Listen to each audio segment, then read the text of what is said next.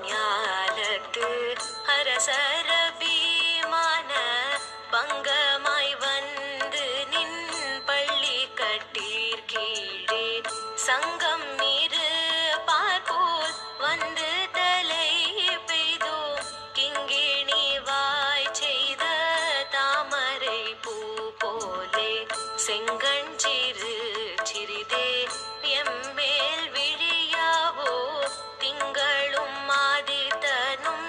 எழுந்தார் போல் அங்கண் இரண்டும் கொண்டு எங்கள் மேல் நோக்குதியே எங்கள் மேல் சாபம்